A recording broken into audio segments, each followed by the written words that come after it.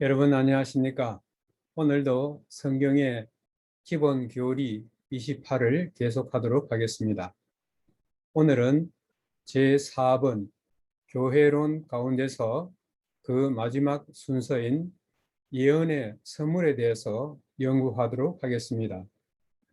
예언의 선물이라는 이 주제를 네 부분으로 나누어서 생각해 보도록 하겠습니다.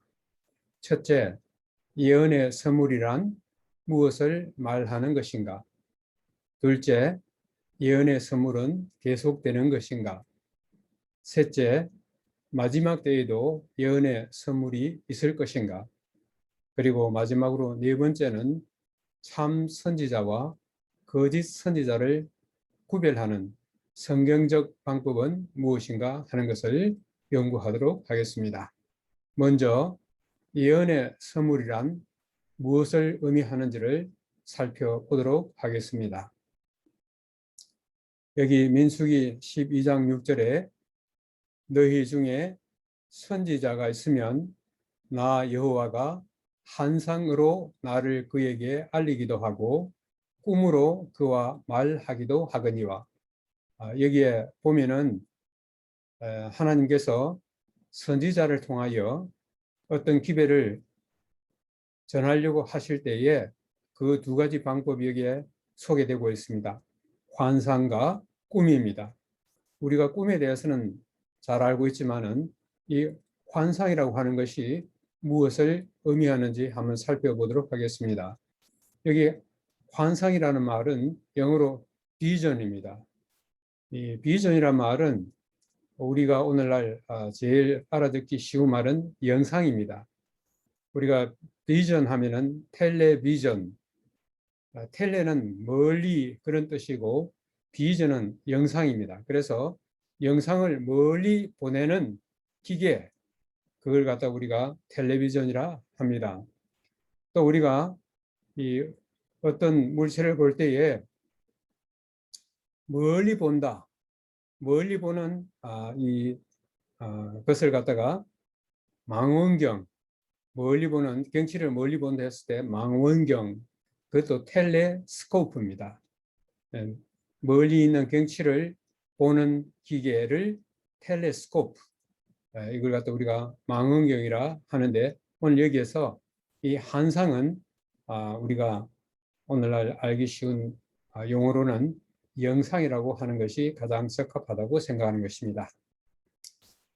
여기에 이 선지자가 하나님으로부터 기별을 받을 때에 무엇에 의해서 기별을 받는가 하는 것이 여기 계시록 1장에 나타나 있습니다. 사도 요한이 밤모섬에서 이렇게 이야기했습니다. 주의 날에 내가 성령에 감동되어 내 뒤에서 나는 나팔 소리 같은 큰 음성을 들으니 7 금촛대를 보았다. 여기에 이 신약에는 선지자라는 말을 사용하고 있지 않고 대신 사도 이런 말로 사용하고 있는데, 어찌되었건 간에 하나님의 기별을 듣도록 그 모든 환경을 준비해 주시는 분이 바로 성령 하나님이십니다. 그래서 성령 하나님에게 감동되어서 음성을 듣고 또 그 다음에 이 영상을 갖다가 이 왼편에 있는 그림처럼 보았습니다. 그 다음에 우리가 이제 구약에서 다니엘 7장에 가면은 다니엘과 이 영상이 나오는데, 비전이 나오는데, 여기에 바벨론 벨사살 왕 원년에 다니엘이 그의 침상에서 꿈을 꾸며 머릿속으로 환상을 받고, 여기에 환상도 비전입니다. 그 왼편에 있는 이 그림에서 보여주는 것처럼 이 바다에서 사자가 나오고 곰이 나오고 이 머리가 넷달린 표범이 나오고, 그 다음에 이 세상에서는 볼 수 없는 아주 무서운 짐승이 차례로 나오는 이 장면을 그가 하나님께서 보여주시는 영상을 통해서 보았습니다. 그래서 우리는 이 예언을 받을 때에 그 예언을 받는 사람을 우리가 예언자 또는 선지자라고 그렇게 하는데, 그 모든 역할을 성령께서 하시는 것을 베드로후서 1장 21절에서 말씀하고 있습니다. 예언은 언제든지 사람의 뜻으로 낸 것이 아니요 오직 성령의 감동하심을 받은 사람들이 하나님께 받아 말한 것이라. 그래서 이 예언은 성령의 감동을 받은 사람들이 하나님께 받아서 말한 것이라고 하는 것을 여기에 이야기하고 있습니다. 그래서 그 예언을 받은 사람을 우리가 예언자 또는 선지자라고 했을 때 항상 거기에는 성령께서 늘 함께 하시는 것을 볼 수가 있습니다. 그 다음에 고린도전서 12장 8절 그리고 10절에는 성령께서 여러 사람들에게 각기 다른 그런 역할을 분담을 시키시는데 그 가운데 하나가 뭐냐면은 어떤 사람에게는 성령으로 말미암아 예언함을, 특별히 이번 주제와 관련해서 이 구절이 중요하다고 생각되는 것입니다. 그 다음에 에베소 4장 11절에 성령께서 다양한 선물을 선택된 사람에게 부여하시는데 성령이 어떤 사람은 사도로, 어떤 사람은 선지자로, 어떤 사람은 복음 전하는 자로, 어떤 사람은 목사와 교사로 삼으셨으니, 오늘 여기 우리가 연구하는 이 주제와 관련해서는 어떤 사람에게는 선지자의 그런 하나의 직분을 성령께서 주신다고 하는 것이 여기에 명시되어 있습니다. 하나님께서 성령을 통하여 그가 택한 선지자에게 필요한 기별을 주실 때에 사탄도 가만히 있지를 않습니다. 그래서 여기에 보면은 예레미야 23장에 내 이름으로 거짓을 예언하는 선지자들의 말에 내가 꿈을 꾸었다 말하는 것을 내가 들었도다. 그렇기 때문에 성경에서 하나님께서 선지자들에게 어떤 기별을 전하실 때에 때로는 꿈으로, 때로는 환상으로 그렇게 하신 것처럼 이 거짓 선지자들이 또 등장하는데 그들도 하나님께서 선지자들에게 행하던 그 방식대로 꿈을 꾸었다 이렇게 하는 것입니다. 하나님께서 참 선지자에게 꿈과 환상을 주시는 것처럼 사탄도 그가 택한 사람에게, 흔히 말하는 거짓 선지자에게 꿈이라든지 이런 하나의 영상을 보여줍니다. 그래서 이걸 한마디로 요약하면 예언의 선물은 성령 하나님께서 하나님의 기별을 전달하실 때 그 전달받은 사람이 바로 선지자이라고 하는 것을 여기서 이야기하고 있습니다. 그렇다면은 이 예언의 선물이 각 시대를 통하여 계속되고 있는가 하는 것입니다. 1차적으로 우리가 볼 것은 구약 시대와 신약 시대 그리고 마지막 시대에 이런 선물이 계속되고 있는지를 한번 살펴볼 것입니다. 여기에 구약의 선지자들을 자세히 논할 수는 없지만은 이 구약의 선지자들을 두 부류로 나누면 그들이 예언한 것을 기록되어 있는, 그들의 예언이 기록되어 있는 것, 그런 그들의 예언을 기록한 선지자들을 우리가 기록 선지자들이라 그러고, 그들이 선지자들이지만 그들이 말한 것이 기록되지 아니한 그런 선지자들을 미기록 선지자들이라 그렇게 이야기하고 있습니다. 우리는 성경에서 이사야 선지자, 그 다음에 예레미야 선지자, 에스겔 선지자, 호세아 선지자 등 이 선지자들이 기록한 성경을 우리가 구약 성경에 가지고 있습니다. 이런 분들을 기록 선지자들이라고 그렇게 이야기하고 있습니다. 선지자들은 선지자들이긴 하지만은 그들의 기록이 남아있지 아니한 그런 사람들을 미기록 선지자들이라고 그렇게 하는데, 예를 들면 나단, 곶, 스마야, 아히야, 미리암, 드보라, 훌다 등 이런 분들이 있습니다. 그래서 우리는 구약에 기록 선지자들과 미기록 선지자들이 혼재되어 계속 이 선지자들이 존재해 온 것을 볼 수가 있습니다. 그 다음에 신약의 선지자들, 신약에서는 일반적으로 사도들, 제자들 그렇게 되어 있지만은 우리가 특별히 이 사복음서와 이 사도행전을 보면은 신약 시대에도 선지자로 일컫는 사람들이 있는 것을 보게 됩니다. 여기에 미기록 선지자들 보면은 시므온, 안나, 침례 요한, 또 예수님도 선지자라고 그렇게 이야기하고 있습니다. 아가보, 실라, 유다, 바나바, 빌립의 네 딸 등 신약에도 이 선지자들의 직분을 가졌던 사람들이 계속된 것을 여기서 볼 수가 있습니다. 그래서 구약 시대를 거쳐서 신약 시대에 이르고 성경 시대가 끝나고 그 다음에 시간이 흐르면서 특별히 우리가 사는 이 마지막 때 구약에서 신약으로 그리고 이 마지막 때에 이르기까지 예언이 계속되고 있는가 하는 것입니다. 우리는 구약에서 신약으로 예언이 계속된 것을 보았습니다. 그렇다면 마지막 때에도 이 예언이 계속될 것인가? 다른 말로 하면 마지막 때에도 선지자가 등장할 것인가 하는 것을 우리가 보게 될 것입니다. 그래서 세 번째로는 마지막 때의 예언의 선물은 어떤 것이 있는가? 만약 있다면 어떤 것인가 하는 것입니다. 우리는 특별히 마지막 때에 일어날 선지자에 대한 예고가 계시록 12장 마지막 절인 17절에 나와 있습니다. 우리는 지난 시간들에서 이 계시록을 통하여서 이 하나님과 사단 사이의 대쟁투에 관한 이야기가 계시록에 나와 있는 것을 보았습니다.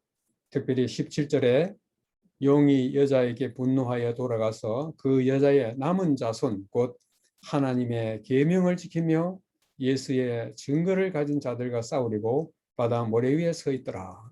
여기 보면은 용으로 상징된 사탄이 이 하나님과 그 전쟁에서 하늘에서 패배하고 그 다음에 예수 그리스도와의 싸움에서 십자가에서 패배하고 이제 마지막 세 번째 싸움을 싸우려고 여자의 남은 자손, 여자는 교회를 상징한다고 말씀드렸죠. 여자의 남은 자손이 누구냐? 두 가지의 특징을 가집니다. 하나님의 계명을 지키며 예수의 증거를 가진 자들인 것입니다. 이들이 누구일까요? 그 다음에 계시록 19장 10절에 가면은 특별히 이제 하나님의 계명을 지키는 것은 우리가 잘 알고 있는데 예수의 증거를 가진 자라고 했을 때 그것이 무엇을 의미하는지를 19장 10절에서 이야기하고 있습니다. 천사가 요한에게 말하기를 나는 너와 및 예수의 증거를 받은 네 형제들과 같이 된 종이니 오직 하나님께 경배하라. 예수의 증거는 예언의 영 또는 예언의 신이라 하더라. 예수의 증거는 예언의 영 또는 예언의 신이라 하는데 자, 이 예수의 증거는 예언의 영 혹은 신이라 하는 이것이 무엇을 의미하는지를 한번 살펴보도록 하겠습니다. 여기에서 그 뉴스 바이블이라고 하는 그 성경에는 이 구절을 이렇게 번역을 하였습니다. 예수께서 계시하신 진리, 다른 말로 하면 예수의 증거는 선지자들을 감동시키는 것이다. 그걸 갖다가 예언의 영 혹은 예언의 신이라고 그랬습니다. 그래 보면은 예수의 증거는 선지자들과 관련이 있는 그런 의미를 여기서 던져주고 있습니다. 그 다음에 어떤 주석은 계시록 19장 10절을 이렇게 정의했습니다. 예수의 증거를 가진 형제들은 선지자의 영감을 소유한 자들이다. 다시 말하면 예수의 증거를 가졌다 하는 것은 곧 선지자가 등장할 것이라고 하는 것을 암시하고 있는 것입니다. 특별히 여기에서 이 하나님의 딸들이라는 책 75페이지에는 아주 이런 말씀이 있습니다. 예언의 신이 하나님의 이 사람 곧 시므온 위에 임하였다. 요셉과 마리아는 곁에 서서 그의 말을 의아하게 생각하였다. 여기 나오는 이 시므온은 요셉과 마리아가 아기 예수를 데리고 성전에 갔을 때 그 아기 예수를 본 시므온은 예언의 신, 다른 말로 하면 성령으로 말미암아 감동을 받아서 그가 특별히 마리아가 앞으로 33년 후에 십자가에서 이 아이로 인하여 그가 겪게 될 그 사실을 예고하였습니다. 그래서 여기에서 예언의 신이 시므온 위에 임하였는데 이것을 우리는 시므온이 선지자라고 하는 그런 의미를 찾을 수가 있는 것입니다. 그 다음에 이 증언들은 했을 때 이 증언들은 엘렌 G 화이트를 통한 증언들은 하나님의 성령으로부터 오는 것이다. 그것은 마귀에게서 오는 것이 아니다.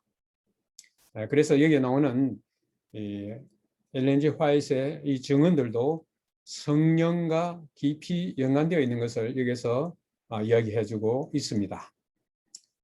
자, 그 다음에 남은 교회가 출현할 그 시기가 어느 때쯤일지 그 시대적 배경을 특별히 계시록 10장, 11장 그리고 12장을 연구해 보도록 하겠습니다. 왜냐하면 여자의 남은 자손이 두 가지의 특징을 가지고 있는데 그것이 계시록 12장 마지막 절에 나오기 때문에 계시록 10장과 11장 그리고 12장을 우리가 살펴보면은 남은 교회가 출현할 시기와 그 남은 교회가 어떤 교회인지를 성경적으로 우리가 확인할 수가 있습니다.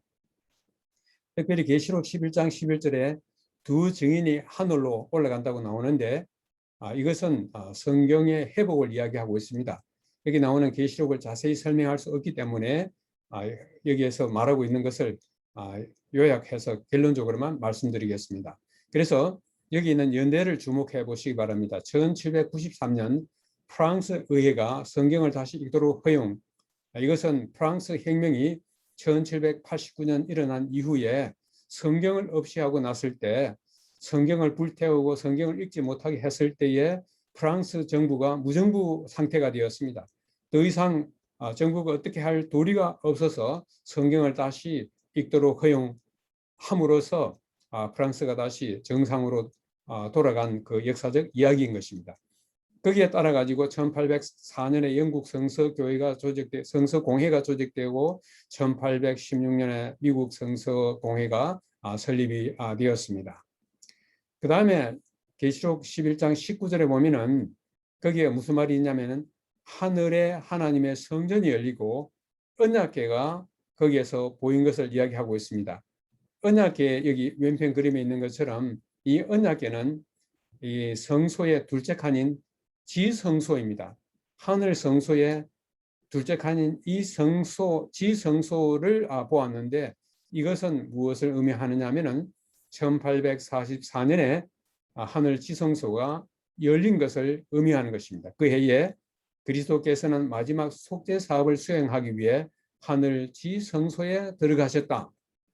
그래서 이 계시록 11장 19절은 1844년에 예수 그리스도께서 하늘 성소의 둘째 칸인 지성소로 들어가셨다는 사실을 여기서 말해주고 있는 것입니다. 그 다음에 이것은 계시록 10장 9절에서 11절, 이것은 다니엘 8장 14절과 연관되어 있습니다만은 여기에 이 계시록 10장에는 이런 말씀이 있습니다. 입에는 꿀같이 다나 먹은 후에 배에는 쓰게 되리라.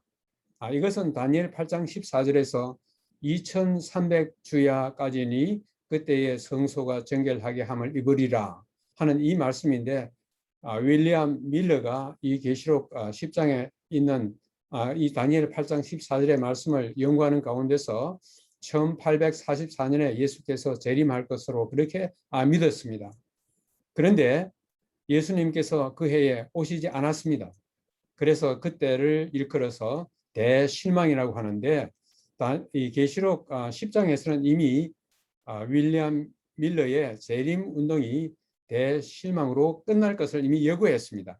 입에는 꿀같이 다나 1844년에 예수께서 재림하실 것이라고 하는 그 엄청난 기대, 마치 꿀같이 달았지만은 오시지 않음으로 인해 가지고 배에는 쓰게 되리는 그런 경험을 하게 되었습니다. 그런데 이것이 그것으로 끝나지 아니하고 1844년에 대실망이 끝나고 난 다음 그들은 계속적으로 기도하고 성경을 연구하는 가운데 이 성소의 정결은 이 땅이 아니라 바로 이 하늘 성소의 정결이라고 하는 것을 깨닫게 되었고, 마침내 1844년에 예수께서 하늘 성소의 둘째 칸인 지성소로 들어가게 되신 것을 알게 되었습니다.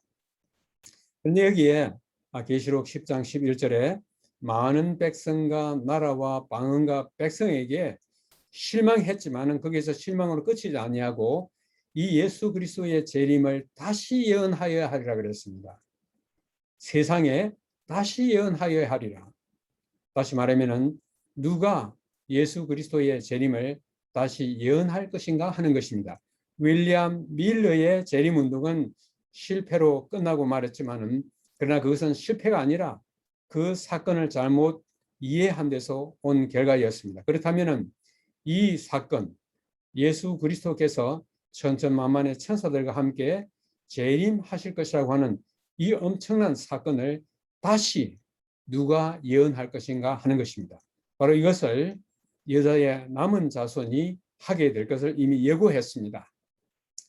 여기에 여자의 남은 자손의 출현 시기를 말해주는 것이 여기에 이 연대에 한번 유념해 보시기 바랍니다. 계시록 11장에는 1789년에 프랑스 혁명이 일어나고 있고 그 다음에 거기에서 하늘 지성소의 문이 열리고 거기에 언약궤를 본 이 사실을 통하여서 그것은 세 번째 나오는 이 사건과 연계되고 있습니다. 그리고 계시록 12장에서는 한때, 두때, 반때, 1260일, 그 다음에 42달이라고 하는 이 성경적 동일한 연대를 말해주는 이것은 바로 1798년에 1000년이 넘는 긴 기간의 중세 시대, 종교 암흑 시대를 이끌었던 로마 교황권이 몰락이 있을 것을 여기에 이미 예고했습니다. 그리고 1844년에 이 계시록 10장과 11장 지성소의 언약궤를 본 이 하나의 사건, 입에는 달지만은 배에는 쓰게 될 것이라고 하는 이 사건은 1844년에 있는 밀러의 재림운동과 더불어서 하늘 지성소로 예수께서 우리의 대제사장으로 들어가신 그 사건을 우리에게 알려주고 있습니다. 그래서 계시록 10장, 11장, 12장을 요약하면은 특별히 계시록 12장 17절에 나오는 여자의 남은 자손의 두 가지 특징, 하나님의 계명을 지키고 예수의 증거를 가진 자, 곧 하나님의 예언의 신을 가진 그것을 여기서 요약하고 있습니다. 하나님의 계명은 우리가 십계명 가운데서도 특별히 넷째 계명인 안식일을 이야기하고 있습니다. 일반 교회들에서도 하나님의 계명을 지키고 있다고 말하지만은 넷째 계명인 안식일을 지키고 있지 않습니다. 그 다음에 예수의 증거, 곧 예언의 신은 선지자가 등장할 것을 예고하고 있습니다. 그 다음에 앞서 우리가 보았던 그 연대들을 계시록 10장, 11장, 12장의 연대들을 한번 연구해 보면은 19세기에 여자의 남은 자손이 등장할 것을 예고하고 있습니다. 그러므로 안식일을 지키고 선지자가 등장하고 그 다음에 19세기 후반에 여자의 남은 자손이 등장할 것을 예고하고 있는데 여기에 적합한 이 성경 예언이 예고한 그 모든 조건을 갖춘 교회는 오직 한 교회밖에 없습니다. 그것이 제7일 안식일 예수 재림 교회인 것입니다. 제7일 안식일 예수 재림 교회는 1863년에 교회가 조직됨으로써 이 계시록 12장 17절의 이 두 가지 특징, 하나님의 계명을 지키고 또 예수의 증거를 가진 곧 예언의 신을 가진 그 무리의 성경적 이 모든 조건에 적합한 하나의 교회인 것이 분명한 것입니다. 자, 그렇다면은 이 하나님께서 참 선지자를 보내실 즈음에는 항상 사탄도 가만히 있지 아니했습니다. 그는 항상 이 가짜 선지자를 거짓 선지자를 늘 보내게 했는데, 그렇기 때문에 참 선지자와 거짓 선지자를 어떻게 구별할 수 있는지 그 성경적 구별 방법이 무엇인지를 우리는 알아야 할 것입니다. 그래서 우리는 이 하나님의 참 선지자가 등장할 그 즈음에 어떤 선지자들이 등장했는지 한 두 가지만 살펴보도록 하겠습니다. 그 선지자 등장 첫 번째, 여기에 앤 리라고 하는 여선지자가 있습니다. 여기에 1784년에 죽었는데, 이 앤 리는 그도 하나님으로부터 많은 환상들을 그가 보았고 또 하나님으로부터 기별을 들었다고 그렇게 주장했습니다. 그런데 이 앤 리가 창시한 이 교회의 특징은 뭐냐면은 황홀한 춤이나 몸을 흔들면서 예배를 드렸습니다. 그래서 쉐이커 교도들이라고 그렇게 합니다. 이 쉐이커는 흔드는 사람들이라 하는 그런 뜻입니다. 여기에 그 오른편 여기에 그림에 보면 이게 앤 리의 사진이고, 요 밑에 보면은 이 쉐이커 교도들이 예배를 볼 때 서로 이렇게 몸을 갖다가 아주 흔들면서 아주 그 황홀한 그 엑스타시의 그런 그게 빠져들어 가지고 그들이 예배를 드렸습니다. 그래서 이들을 일컬어서 쉐이커 교도들이라고 그렇게 이야기하고 있습니다. 그래서 앤 리도 환상을 보았습니다. 비전을 보았어요. 그는 하나님으로부터 받은 환상에서 영상에서 독신주의와 죄의 고백만이 구원에 이르는 참길이며 그것만이 하나님의 나라가 지상에 건설될 수 있는 유일한 방편이라고 주장하였습니다. 그래서 이 앤 리의 그 창시한 이 쉐이커 교도들의 중심 교리는 여러 가지 있겠지만 크게 이 네 가지로 살펴볼 수 있겠습니다. 첫째는 독신주의, 둘째는 죄의 회개, 세 번째는 지상낙원, 네 번째는 놀랍게도 임박한 재림을 전했습니다. 이 가운데서 두 번째 죄의 회개는 성경과 일치하는 그런 것 같습니다만은 일본 독신주의라든지 지상낙원이라든지 그 다음에 참 임박한 재림도 이 2번과 같이 성경에서 말하고 있는 것과 같은 주장을 펼치고 있습니다. 구체적으로 이 재해계와 임박한 재림에 대해서 어떤 식으로 전했는지는 우리가 잘 모르겠지만은 하여튼 표면적으로 나타난 가운데서 두 개는 성경에서 가르치고 있는 것을 그들도 가르친 것 같고, 둘은 성경의 가르침과 어긋나는 것을 여기서 볼 수가 있습니다. 그 다음에 선지자라고 한 또 하나의 선지자가 등장합니다. 앞에 거는 여선지자였지만은 두 번째는 남선지자인 것입니다.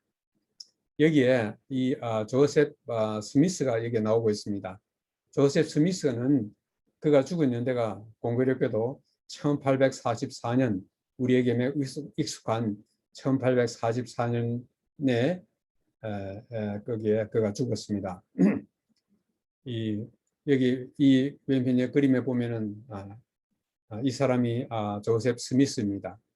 몰몬 교도들 사이에서 조셉 스미스는 모세와 엘리야와 같은 선지자로 인정받고 있습니다. 몰몬 교회의 이 창시자가 바로 이 조셉 스미스입니다. 스미스도 많은 환상들을 보았다고 그렇게 이야기하고 있습니다. 여기에 특별히 왼편에 있는 이 그림을 여러분 유심히 한번 살펴보시기 바랍니다. 특별히 1820년에 받은 한상에서 그는 두 인물을 보았습니다. 그들은 이 두 인물을 성부와 성자라고 하였습니다. 바로 여기에 한상 가운데서 빛나는 두 인물을 갖다 보았는데, 그들은 이 두 인물을, 한 분은 성부 하나님, 다른 분은 성자 하나님이라고 그렇게 그들이 믿고 있습니다. 그런데 1823년에서 1829년에 이 조셉 스미스가 한성들을 보았는데, 그는 그 한상 가운데서 한 천사, 그 이름이 모로니예요. 아마 이 모르몬교라고 하는 이 이름이 이 모로니라고 하는 이 천사에게서부터 나온 것이 아닌지 모르겠습니다. 그는 한 천사 모로니의 지시를 받아 파묻혀 있는 금판의 책을 찾게 되었습니다. 1830년에 이것을 영어로 번역하였는데, 그것을 갖다가 흔히 몰몬경이라고 그렇게 이야기하고 있습니다. 여기에 이 모로니 천사로부터 그가 많은 지시를 받고 그가 또 환상을 봤습니다. 그래서 미국에 치면은 유타주입니다. 거기에 이 조셉 스미스가 사는 그 집에 가까이 있는 어떤 곳에 거기에 금판이 묻혀 있으니까 거기 가서 그것을 찾으라. 그리고 그 금판에 적혀 있는 그 하나의 계시들을 영어로 번역했는데, 그것이 몰몬경인데, 여기에 보는 이것이 몰몬경입니다. 그런데 이 몰몬경 밑에 무슨 말이 있느냐 하면은 영어로 Another Testament of Jesus Christ, 이게 예수 그리스도의 또 다른 성경, 예수 그리스도의 또 다른 성경이 바로 이 몰몬경이라고 그렇게 말하고 있습니다. 그렇기 때문에 그들에게는 우리가 갖고 있는 성경도 있고, 또 예수 그리스도의 또 다른 성경인 몰몬경도 있습니다. 그래서 이 모르몬경에서 그들이 가르치는 교리는 이런 것들이 있습니다. 영원한 결혼, 영원한 진보, 죽은 자를 위한 침례, 일부 다처, 성적 순결, 건강, 금식, 그리고 안식일 준수도 있습니다.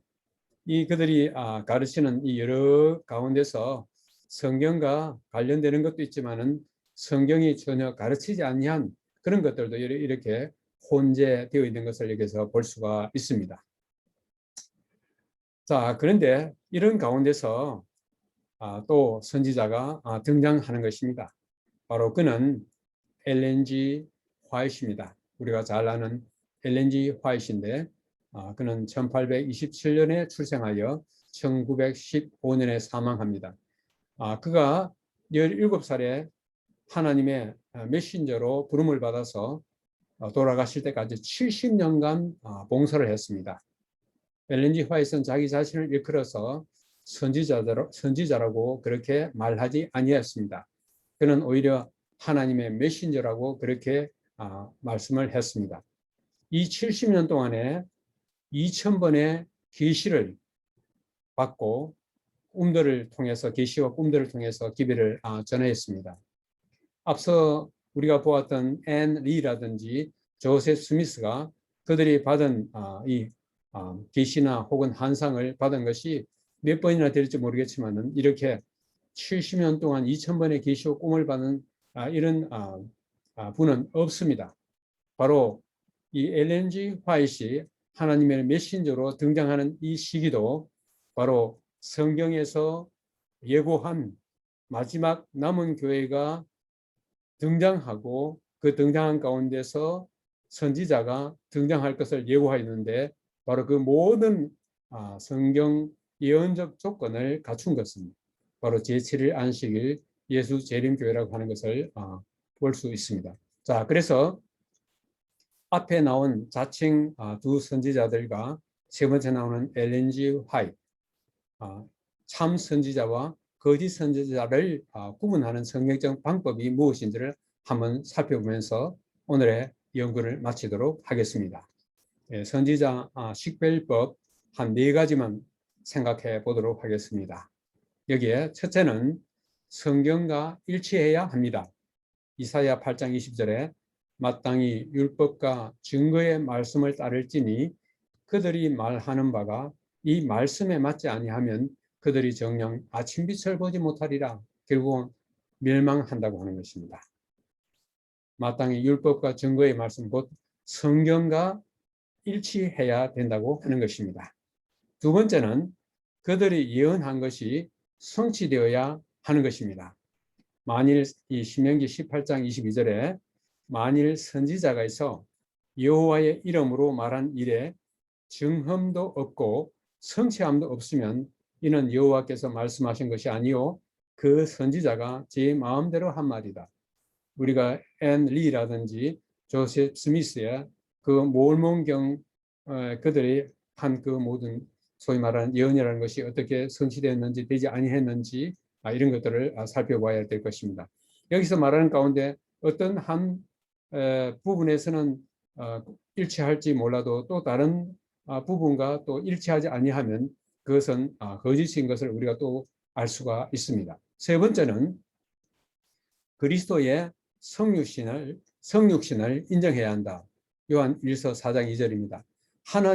하나님으로서 이 세상에 우리를 인간을 구원하시기 위하여 사람으로 오신 메시아 곧 그리스도의 성육신을 인정해야 된다고 하는 것입니다. 이로써 너희가 하나님의 영을 알지니 곧 예수 그리스도께서 육체로 오신 것을 시인하는 영마다 하나님께 속한 것이요. 여기서 하나 예를 들면은 여호와의 증인 같은 경우에서는 예수님을 하나의 피조물로 그렇게 보고 하나님으로 인정하지 않고 있습니다. 그 다음에 마지막으로 네 번째는 선지자 본인이 좋은 열매를 맺어야 합니다. 마태복음 7장 20절에 이러므로 그들의 열매로 그들을 알리라. 그들이 산 그 삶을 얼마나 살았는지 잘 모르겠지만은 그들의 살은 그 삶을 우리가 살펴볼 때에 그들이 주장한 말과 그들의 삶이 일치하지 아니하면 그것은 거짓 선지자인 것입니다. 조셉 스미스 같은 경우에는 일부 다처제를 갖다가 그들이 이제 하나의 교리로 말을 하고 있지만은 어떤 기록에 의하면은 그런 32명의 부인을 두었다고 하는 그런 기록도 있습니다. 이들도 거짓 선지자들로 알려져 있는 이들도 시대가 변함에 따라서 잘못된 것을 자꾸 이제 고쳐 나가고 그렇게 하지만은 그러나 그들이 주장하는 것 그 가운데서 어느 하나도 성경과 일치하지 아니하면 90%는 맞고 아니요 99%는 맞고 마지막 1%가 맞지 않는 것이 있다 할지라도 그것은 거짓 선지자인 것입니다. 오늘 이 연구를 통해서 우리는 제7일 안식일 예수 재림 교회야말로 성경이 예고한 용이 분노하여 여자의 남은 자손과 싸우려고 바다 모래 위에 서 있는데 그 여자의 남은 자손의 두 가지 특징, 하나님의 계명을 지키고 예수의 증거를 가진 자, 곧 예언의 신을 가진 자, 곧 선지자의 등장을 통하여서 이 교회가 어떤 교회인 것을 우리는 계시록 10장과 11장과 12장을 통해서 분명하게 우리는 보았습니다. 아무쪼록 오늘 이 성령의 이 선물을 통해서 그 성령의 선물을 바르게 가진 교회가 어느 교회인지를 오늘 우리는 확실하게 알았습니다. 그러므로 오늘 우리는 하나님께서 이 마지막 시대에 세우신 그 마지막 참 교회에 서 있는 것에 대해서 긍지와 자부심을 가질 필요가 있습니다. 아직까지 이것에 대해서 확실히 알지 못하는 분들이 있다면 누가 이런 이야기를 해서가 아니라 바로 성경이 확실하게 말한 그것이 어떤 것이며 어떤 교회인지를 이 성경적으로 판단하고 그 교회에 합류하게 되는 모든 분들이 되시기를 바라면서 오늘의 연구를 마치도록 하겠습니다. 감사합니다.